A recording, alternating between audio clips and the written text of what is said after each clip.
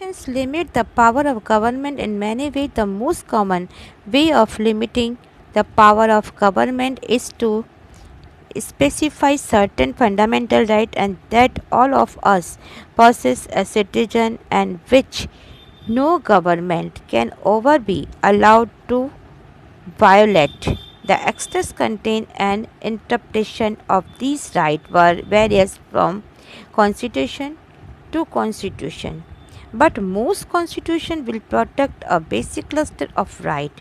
Citizens will be protected from being arrested arbitrarily and for no reason. This is one basic limitation upon the power of government. Citizens will be normally have to right to some basic liberties, to freedom of speech, freedom of conscience, conscience and freedom of associations, freedom to conduct a trade or business, etc.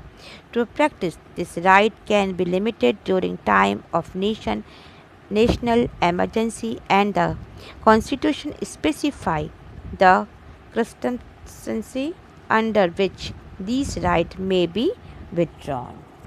अभी कह रहा है कि जो constitutions है इसकी एक limitation है, पावर की लिमिटेशन है कि इसकी पावर के को लिमिट करना चाहिए। गवर्नमेंट को इसकी लिमिट जो पावर है उसको लिमिट करने का भी एक इजी वे अपनाना चाहिए, एक तरीका है जिसको आना चाहिए, जिसमें सभी सिटीजन्स के रूप में जितने भी हमारे मौलिक अधिकार दे रखे हैं, इससे फंडामेंटल राइट्स दे रखे हैं, इनको का दिखाया गया है और कोई भी गवर्नमेंट कभी भी उसको उल्लंघन नहीं कर सकती, उसको छोड़ नहीं सकती है या उस बात को मान नहीं सकती है।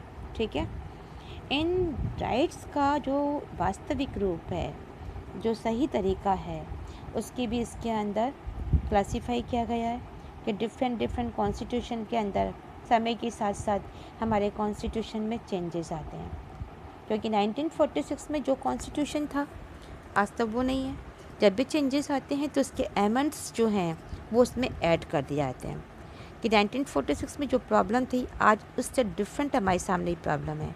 अब जो ये देख रहे हो आप, लॉकडाउन चल रहा है, लॉकडाउन तो क्या 1946 में कभी ऐसा लॉकडाउन हुआ? बिल्कुल नहीं हुआ।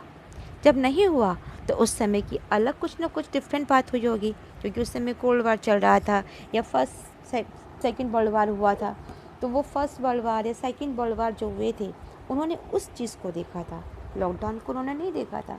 तो समय के साथ साथ जब चेंजेस आता है तो हमारे कॉन्स्टिट्यूशंस के अंदर एमेंड लगा दिए जाते हैं कि इंडिया का जो कॉन्स्टिट्यूशन है ये बहुत ही फ्लेक्सिबल कॉन्स्टिट्यूशन है, इसीलिए हम इसमें चेंजेस भी कर सकते हैं। लेकिन कुछ ऐसे भी कॉन्स्टिट्यूशंस होते हैं जहाँ पे जो हमारे फंडामेंटल राइट्स हैं ये एक जैसे ही पाए जाते हैं कि जितने भी सिटीजन्स होते हैं वो अपने मनमाए ढंग से किसी को भी गिरफ़्तार कर लिया या किसको हमें सेफ्टी देनी है, इस प्रकार से भी कर सकते हैं। ये गवर्नमेंट जो होती है इसकी जो पावर होती है इसके ऊपर भी लिमिटेशंस होता है। कौन कौन से हैं ये लिमिटेशंस हैं? आपके लिमिटेशंस है सिटीजन प्रोटेक्शन द बीइंग, ये लिमिटेशंस है जैसे right to basic liberty, normally have the right to basic liberty, freedom of speech, freedom of conscience and the freedom of association। मतलब क्या क्या होता है ये होता है आपका कि ऐसे अधिकार जो सदैव आपके मन में पाए जाते हैं। फर्स्ट तो यही हो गया कि भाषा कोई भी आपको स्पीच देने की स्वतंत्रता मिल जानी चाहिए। अंतरात्मा की आवाज़ पर काम करने की भी आपको फ्रीडम होना चाहिए। आप चाहते हो मैं अभी वर्क करूं, आप चाहते हो नहीं करूं, ये आपके ऊपर डिपेंड है, तो ये फ्रीडम आपको बनना चाहिए। ऐसे ही कहीं पर अगर ऑर्गेनाइजेशन बनाना है, कहीं आपको संगठन बनाना है, तो हमारे इंडिया में ये भी है कि आपको ये फ्रीडम है कि आप किसी के साथ में भी उठो बैठो, आपका जो बिहेवियर है वो भी आप इसको चेंज कर सकते हो। लेकिन अगर इंडिया के अंदर कभी उस समय आपातकाल पड़ता है, एमरजेंसी लगती है, नेशनल एमरजेंसी अगर होती है, तो आपके ये जितने भी राइट्स हैं इनकी लिमिटेशन हो जाती है। अभी आप देख ही रहे हो कि आपकी लिमिटेशन चल रही है कि रात के 8 बजते ही कर्फ्यू लगता है, तो आपको अपने घर के अंदर रहना पड़ता है।